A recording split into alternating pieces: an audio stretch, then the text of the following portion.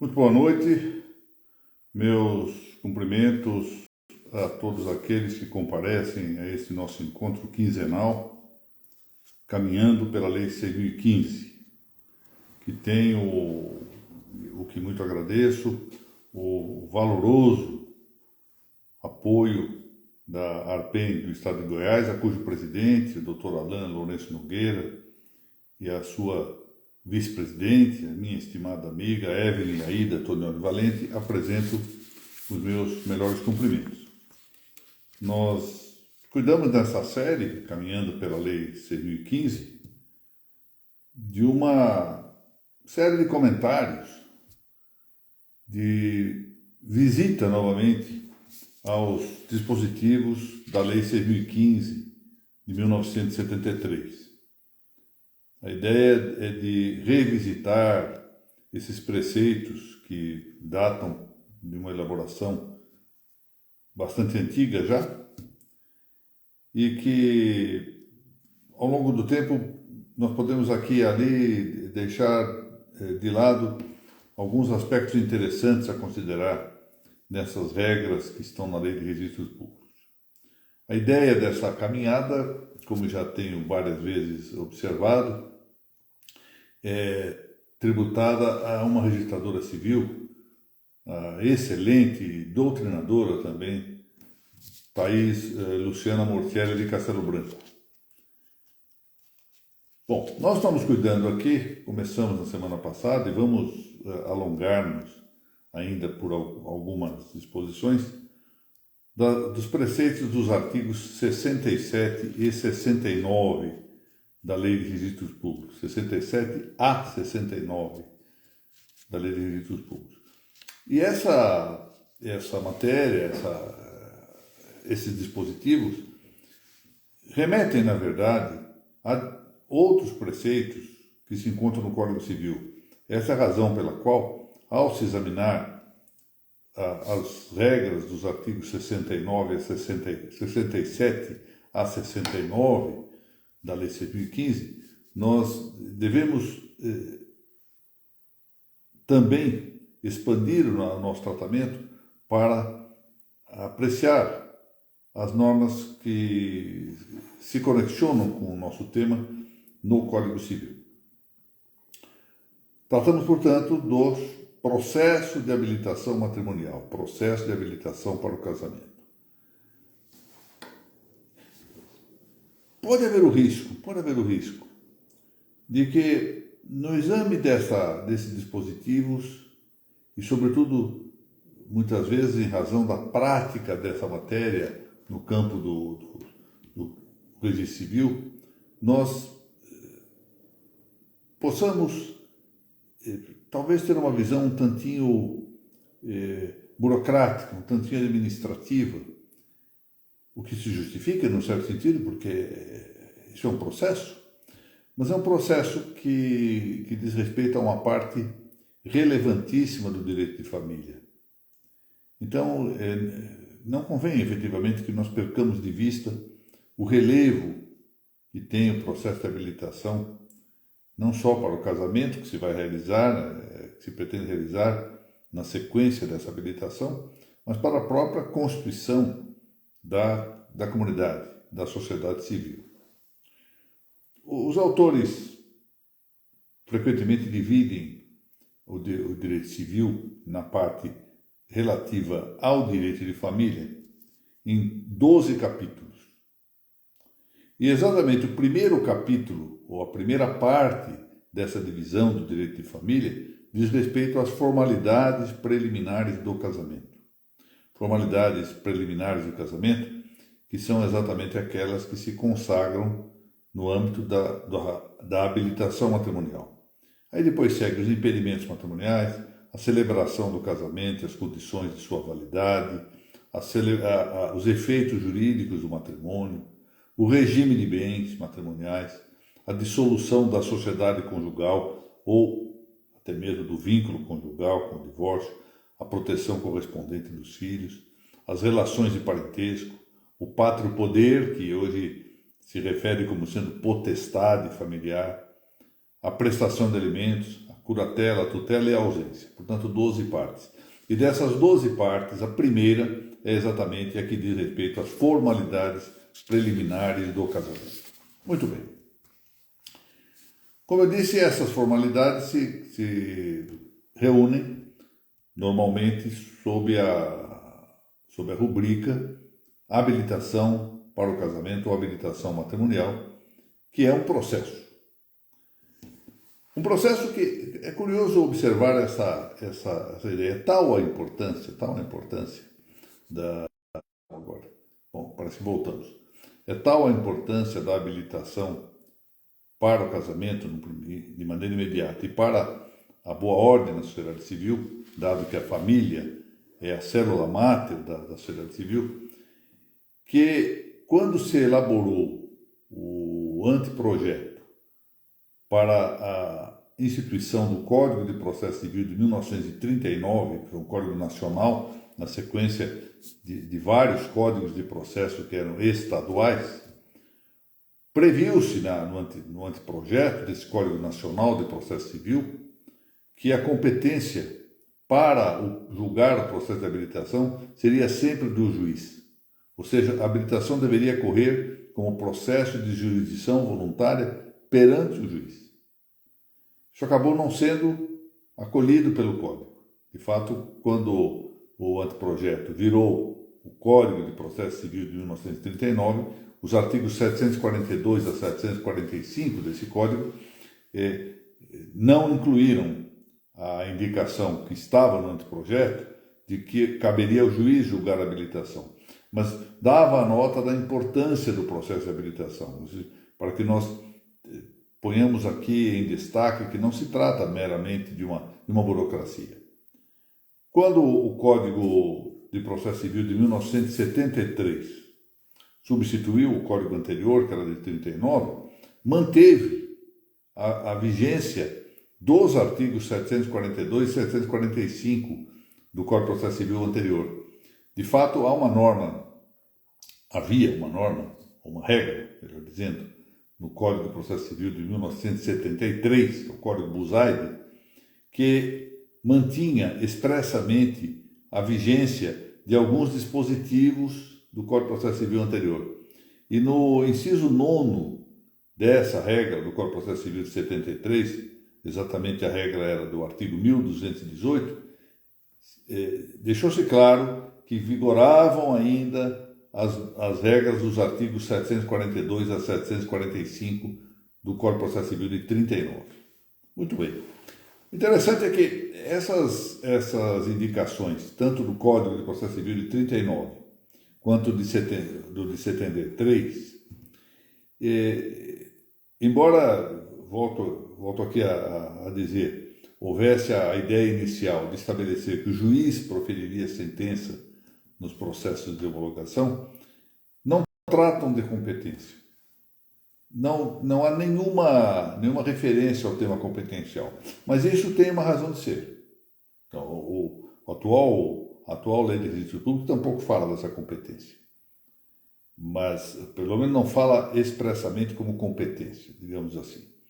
Mas é que estava em vigor a esta altura, tanto quando passou a viger o Código de 39, quanto depois o Código de 73, os dois de processo civil, o antigo Código Civil brasileiro, Código Civil de Bevilacqua, o Código de 1916, excelente Código Civil.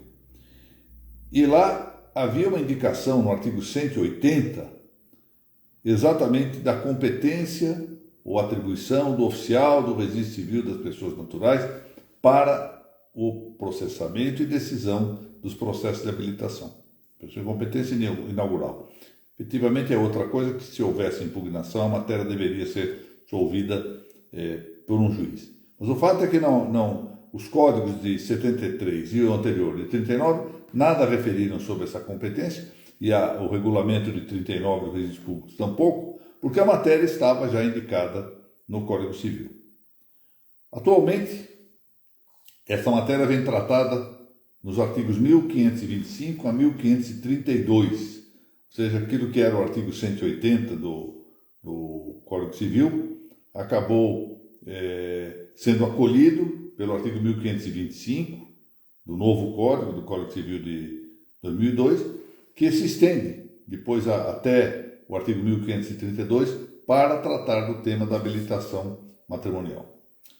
Queria fazer aqui, já que hoje nós vamos examinar restritamente o caput do artigo 67 e o inciso 1º desse mesmo artigo 67 da Lei 6.015, mas em cotejo com o Código Civil. Como eu disse, nós não conseguimos efetivamente compreender, extrair o significado normativo do artigo 67 da Lei de Registros Públicos, sem que, ao mesmo tempo, deixemos de considerar a conexão com o Código Civil. Muito bem. O Código Civil, no seu artigo 1225, no caput, 1525, no caput, diz que o requerimento para habilitação, usa a palavra requerimento, será firmado por ambos os nubentes. Essa expressão que está no caput do artigo 1525. Requerimento para a habilitação, processo de habilitação, deve ser firmado por ambos os nubentes. A Lei de Registros Públicos, no artigo 67, em vez de nubentes, fala em interessados. Os interessados requererão. Logo adiante, usa a palavra nubentes, mas, na verdade, no início, ao falar do requerimento, fala em interessados. Bom, por outro lado, o Código diz que esse requerimento deverá ser firmado de próprio punho pelos nubentes, por ambos, portanto, pelos nubentes, ou por procurador. Naturalmente, é possível que se faça por meio de procurador.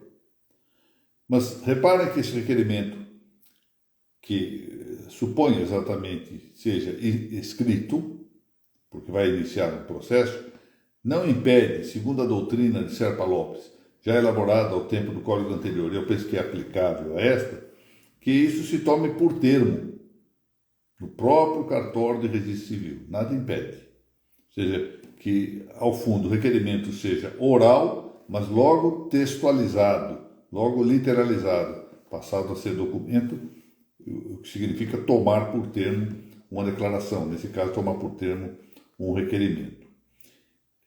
A competência para o ato é a do oficial do registro civil do distrito da residência de um dos nubentes. Aí está a previsão da atribuição territorial, atribuição geográfica para a prática do ato. Ou seja, a competência aqui deve ser vista tanto do ponto de vista material, o que se quer é um casamento, não se pode procurar o registro de imóveis, não se pode procurar o cartório de notas, não se pode procurar registro de documentos, tem que procurar o cartório do registro civil das pessoas naturais.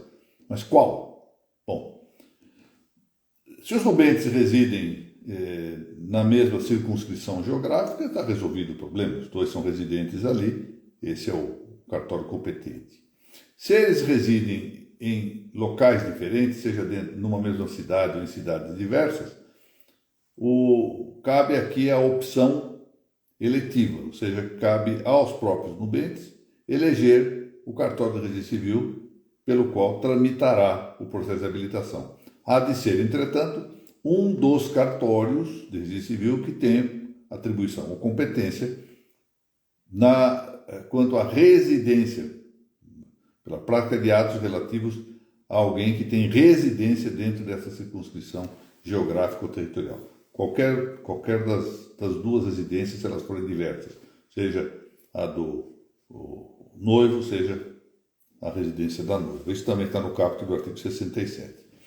E a Lei de Registros Públicos determina também que se apresentem os documentos.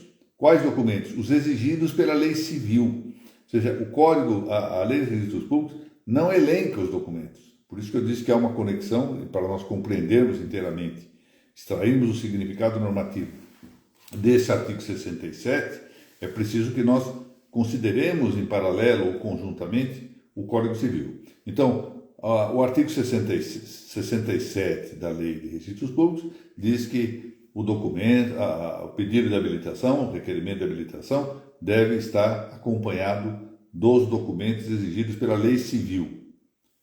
Também o artigo 1525 do nosso Código Civil fala ali que o requerimento feito pelos nubentes deve ser instruído com documentos. Então, essa é a previsão que está num e no outro dispositivo de ambas as leis, da Lei 6.015 e da Lei Codificada, ou seja, do Código Civil.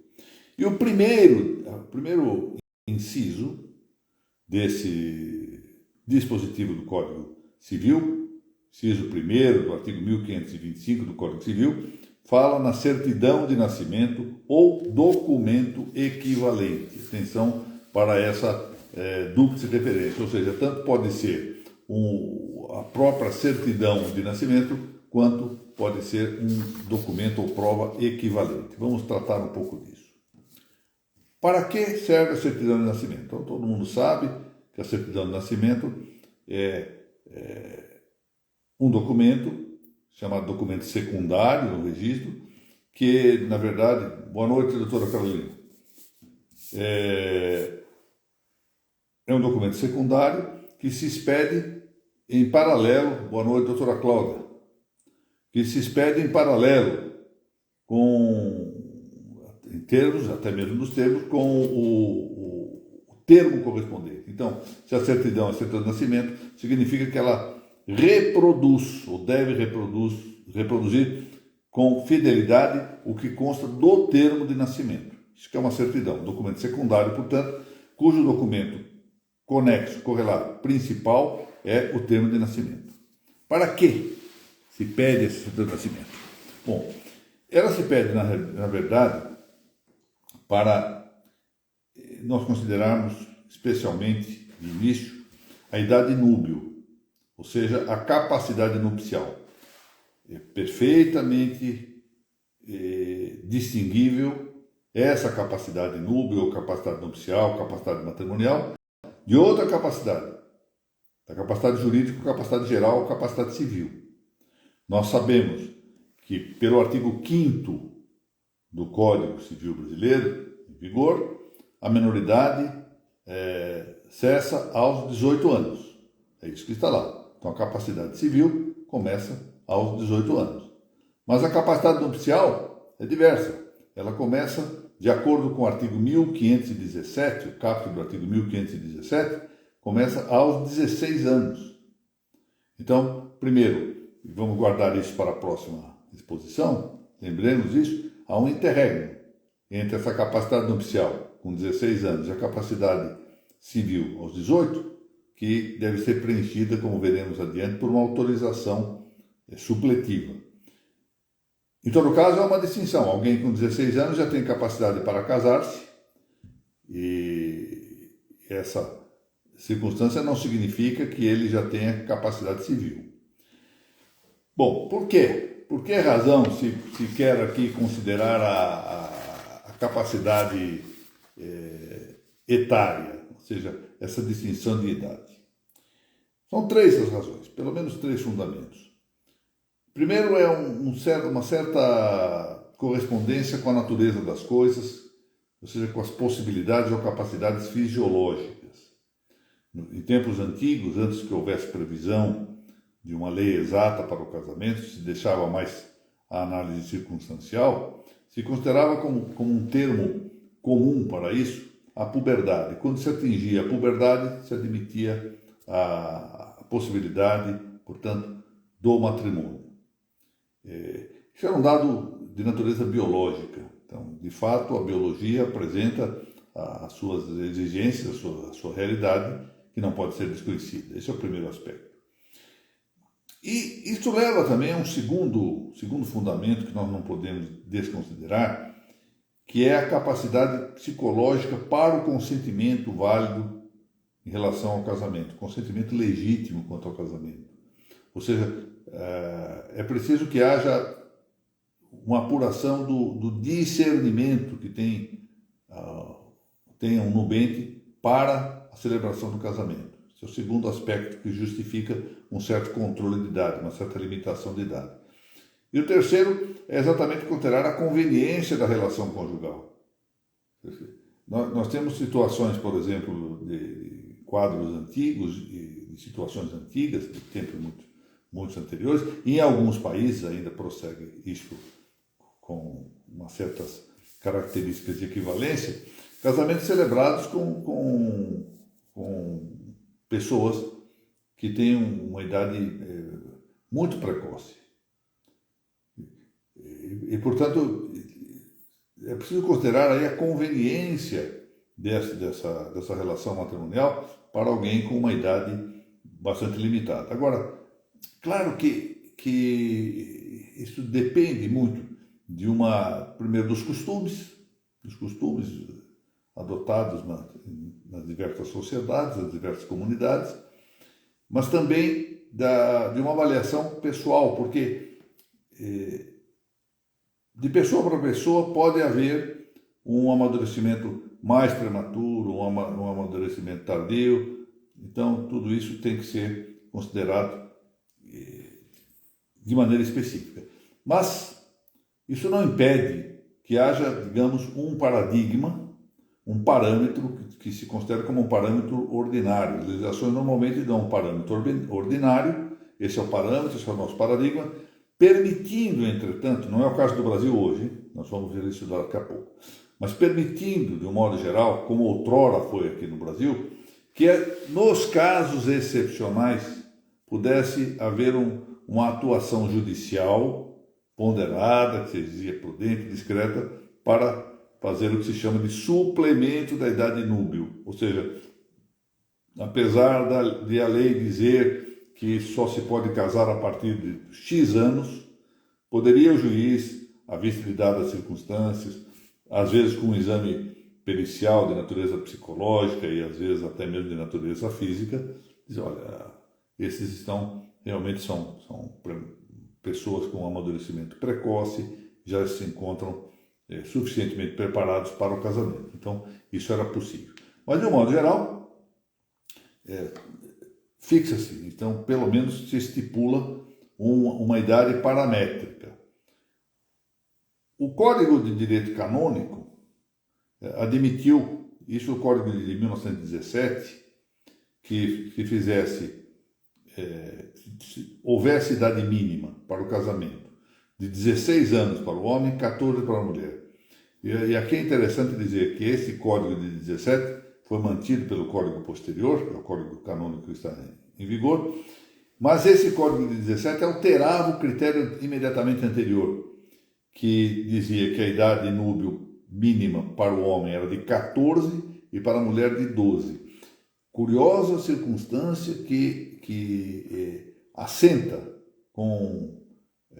a meu ver, com uma boa aferição realista, embora, digamos, de algum modo tipológica, porque pode haver, e há de fato exceções numa linha ou noutra, de modo realista que a mulher amadurece antes do que o homem.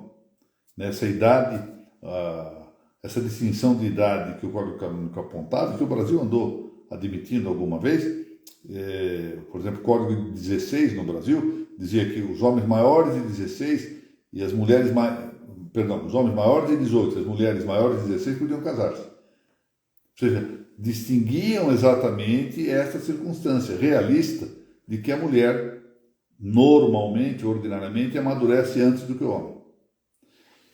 Bom, como nós sabemos, de um tempo a esta parte, não é um problema de igualdade jurídica. O que se estabeleceu foi um verdadeiro igualitarismo, tudo igual. E uma certa evasão da realidade biológica e da realidade psicológica, da circunstância de que as pessoas com sexo diverso têm também diversos reflexos do ponto de vista fisiológico, do ponto de vista psicológico, etc. E o fato é que o Código Civil atual reduziu tudo isso a um patamar uniformista. Então, diz, o menor de 16 anos não pode casar-se.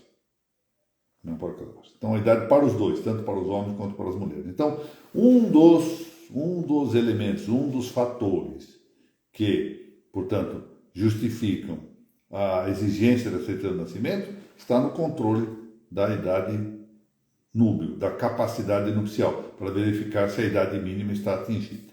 Muito bem. Mas não é só para isso.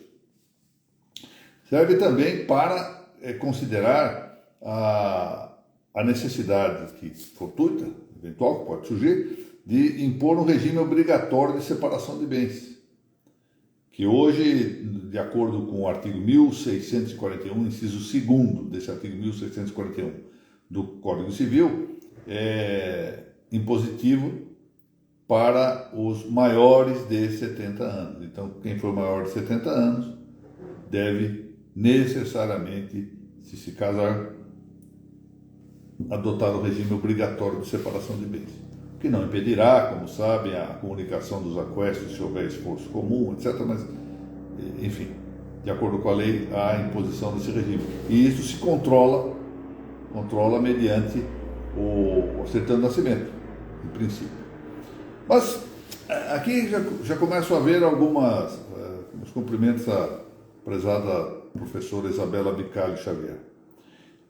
Queria observar que se o nascimento fosse anterior, a esta altura, isso é uma referência, digamos, só acadêmica, porque provavelmente não haverá mais situações como essa. Mas se o nascimento fosse anterior a 1º de janeiro de 1889, então não havia condições de apresentar uma certidão do registro civil, e o que se admitia era a exibição de uma certidão de assento eclesial, ou assento eclesiástico, certidão de batismo.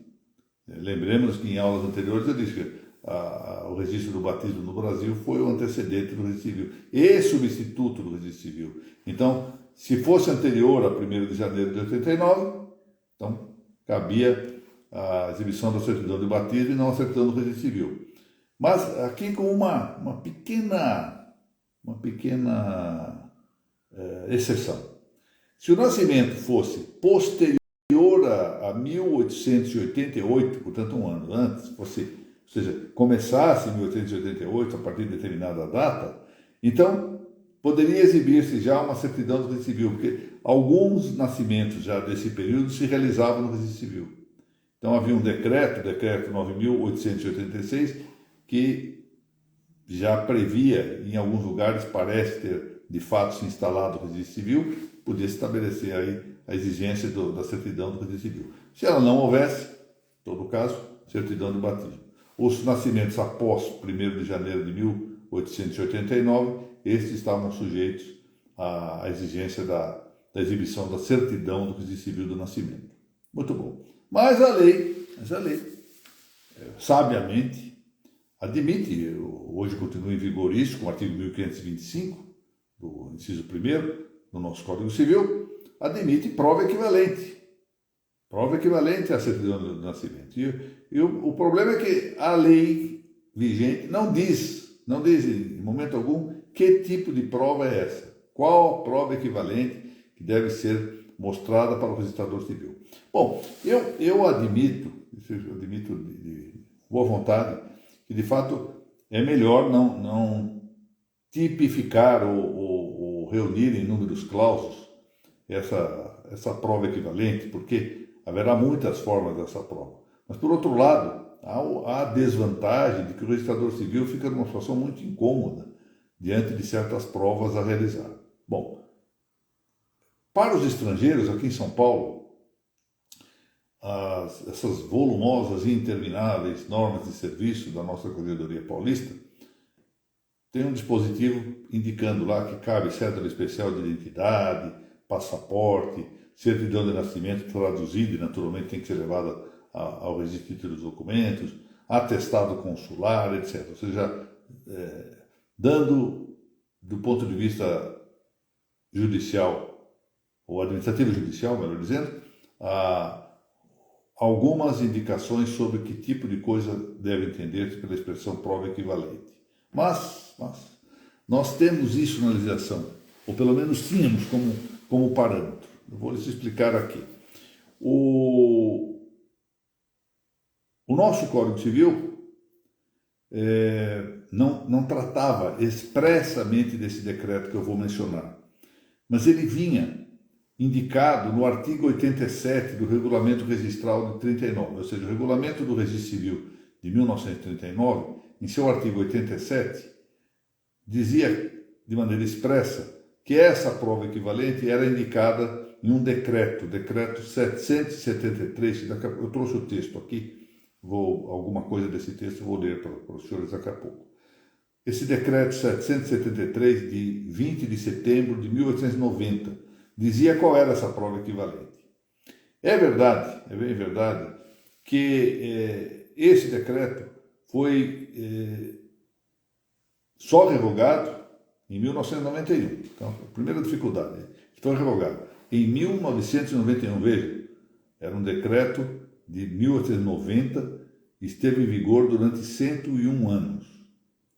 Bom, só que o artigo 87, esse é o problema, o artigo 87 do Regulamento 39 foi logo revogado. Ou seja, o Regulamento de 39 entrou em vigor, pois, em 1939, e 2 anos depois, esse artigo 87 foi revogado. E com essa revogação, desapareceu a referência na Lei de Registros Públicos do Decreto 773.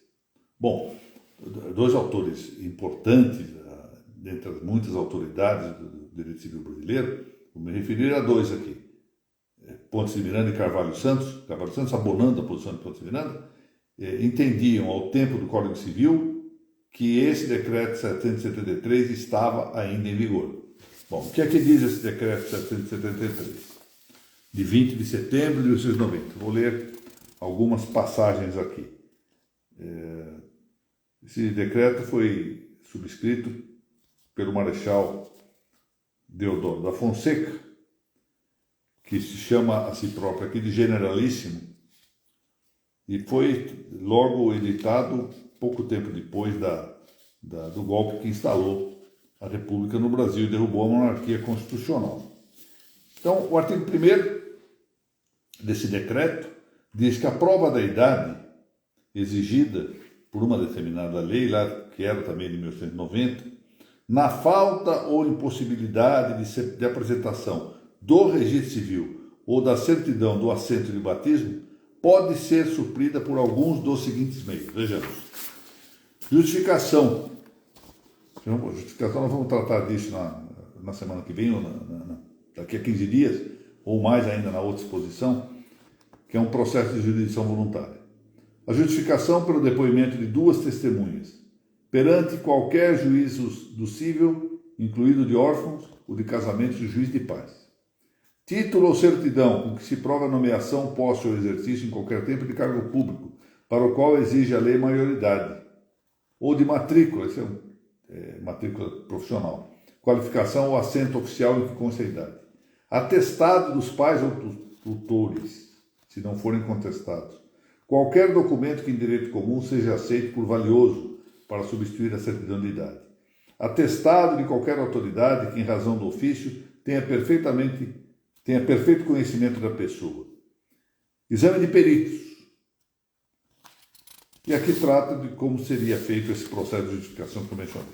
Portanto, nós tínhamos legislação, pelo menos até 1991, que tratava do que era essa prova equivalente. E se hoje essa legislação não existe, isso não significa que ela não possa ser considerada como uma fonte doutrinária importante para suprir a eventual dúvida que tenha o registrador civil em aceitar um documento ou outro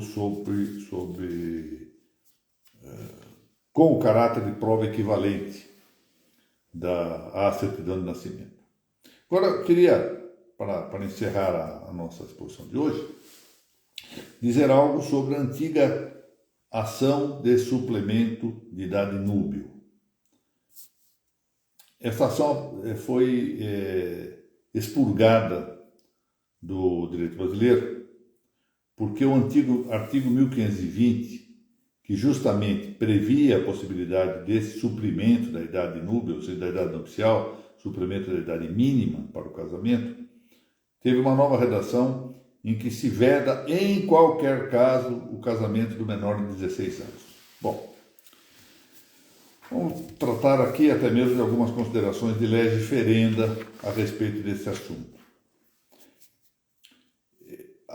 O dispositivo anterior previa, com a redação, e isso já vinha no Código Civil também de 1916, a possibilidade de que se suplementasse a idade núbil quando a noiva estivesse grávida, ou para os fins de aplicação do inciso 7º do artigo 107 do Código Penal, que era aquele que extinguia a punibilidade dos crimes de sedução pelo casamento do réu. Bom, esse dispositivo do Código Penal foi já revogado, mas restava a possibilidade ainda do suplemento no caso de gravidez. E aqui se põe uma situação prática. Eu tive a ocasião de decidir muitos e muitos casos de suplemento de idade núbil, tanto na minha primeira comarca, eu fui juiz substituto na comarca de Jundiaí, e trabalhei nas 4 varas cíveis, e as 4 varas cíveis tinham cumulação para tratar dos temas de família, como também depois no interior. Atuei em casos assim, nas comarcas de Indaiatuba, Atibaia, Sertãozinho, por onde eu passasse ali, que houvesse esses casos, eu atuava nisso. E o que se verificou com o tempo era o seguinte: algumas situações realmente práticas, difíceis de resolver, porque exigia-se a gravidez, ou a situação do noivo ser maior e haver sedução, etc. Para que isso se considerasse provado, era preciso fazer, muitas vezes, era preciso fazer um exame. O exame pericial era extremamente constrangedor para as mulheres, extremamente constrangedor. E mais, se nós exigíssemos sempre a situação da gravidez, o que se fazia com isso era, no fundo, fomentar a concepção antes do casamento. Então, diante disso, a prática levou a que se superasse a exigência. E o que se procurava fazer era, em geral, um exame psicológico. O psicólogo, o juiz nomeava um psicólogo ou uma psicóloga e ela conversava se fosse mulher, com mulher, se fosse o noivo com o noivo, em geral era com a mulher, né? Esse suplemento, verificava as condições psicológicas, havia uma avaliação, ouvia-se uma ou outra testemunha que pudesse falar sobre essa situação e acabava o juiz suplementando. Isso levou realmente, talvez, a uma expansão demasiada desse suplemento. E depois alguns casos que foram um tanto aberrantes, quer dizer, situações de crianças de 8, 9 anos se casando sem a devida capacidade, nem na puberdade estava, nem nada. Meu cumprimento aqui a doutora Thaís Castelo Branco, que, como eu disse no início da aula, foi quem idealizou essa nossa caminhada pela Lei 6.015. Diante disso, houve um movimento para que se impedisse que menor de 16 anos se casasse em todos os casos, ou seja, desapareceu a possibilidade do suplemento de idade núbil. Mas olha o problema que aconteceu. Desapareceu a possibilidade desse suplemento, mas se houver um casamento realizado com alguém que tenha menos de 16 anos, esse casamento continua sendo apenas anulável, de conformidade com o inciso 1º do artigo 1550. Ou seja, não há nulidade, não há uma invalidade absoluta. O que significa dizer que nós temos hoje a ideia, pelo 1520, de instituir a idade como um impedimento impedimento absoluto para o matrimônio. Coisa que, vamos admitir isso aqui contraria praticamente toda a doutrina clássica e as ordenações dos vários países que admitem esse impedimento como impedimento dirimente. Como eu disse no início, a ideia é essa, ou seja, vamos fixar um paradigma, um parâmetro de idade, mas isso não significa que o juiz, em cada caso, com supedâneo em provas que se realize, eventualmente de caráter psicológico e até psiquiátrico, quando o caso, examine as situações e adote as providências adequadas para, em dadas circunstâncias, suplementar essa idade, ou seja, autorizar o casamento ainda que não haja essa idade mínima. O que faz o legislador? ao fechar essa porta, essa situação, que em vez de um parâmetro dá aqui a indicação absoluta, se torna esse impedimento, aparentemente, converte de impedimento dirimente em impedimento impediente ou absoluto, impede essa atuação judicial caso a caso. Só que o legislador, ao permitir, no inciso 1º do artigo 1550, que esse casamento feito por alguém com vulneração da idade mínima seja apenas anulável, adota ao fundo o que é próprio dos impedimentos dirimentes. Então, há um misto aqui. Esqueceu-se de alterar esta hipótese do inciso 1º do artigo 1550, e o resultado é que nós temos aqui um impedimento impediente que ao fundo tem um regime de impedimento dirimente. Mas em todo caso, o que nos interessa aqui num público que é sobretudo de gente interessada no registro, é que cabe ao registrador civil verificar essa idade mínima. A idade mínima é de 16, se não tiver 16 anos não há o que fazer. Hoje nem é possível sugerir, volto a dizer, que se entre com uma ação de suplemento de idade, porque isso já não se pode admitir à vista da nova redação do artigo 1520 do Código Civil.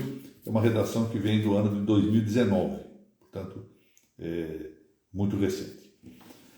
Muito bem, eu com isso concluo a nossa exposição de hoje. Eu quero, mais uma vez, em primeiro lugar, cumprimentar o Dr. Alain Lourenço Nogueira, presidente da ARPEN de Goiás, pelo apoio que dá a essa nossa caminhada, caminhando pela Lei 6.015.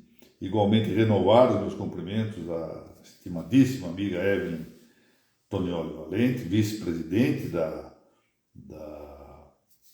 ARPEN de Goiás.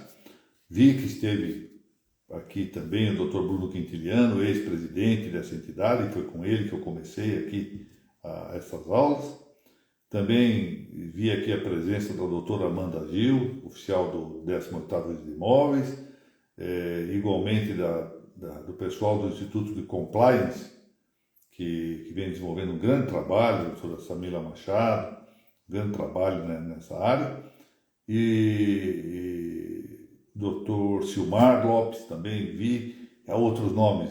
O problema de dar aula no Instagram é que os nomes correm, às vezes eu não quero cortar o raciocínio para não prejudicar o andamento da exposição, e confio em que daí a pouco vou lembrar o nome e acabo esquecendo. Então eu peço desculpas àqueles que não indico aqui, mas que eu quero abranger com a minha saudação.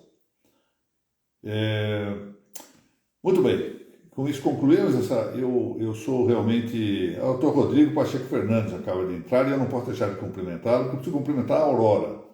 A Aurora, que nasceu há um par de dias, é a primogênita do Dr. Rodrigo Pacheco Fernandes. Dr. Rodrigo, que, como muita gente sabe, é um dos maiores nomes, hoje jovens, da doutrina registral brasileira.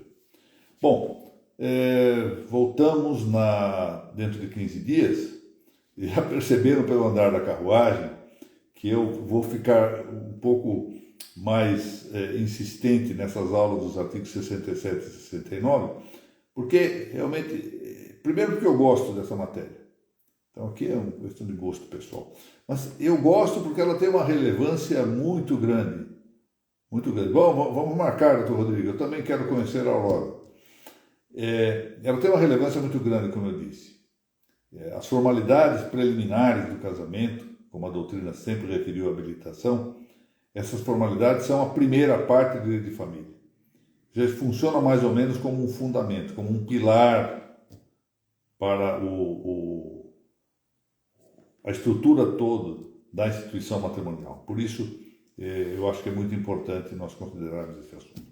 Novamente agradecendo a ARPEN do Estado de Goiás e desejando aos senhores uma boa continuidade de semana. Espero revê-los dentro de 15 dias aqui nesta página prestigiosa do Instagram da ARPEN do Estado de Goiás. Muito obrigado.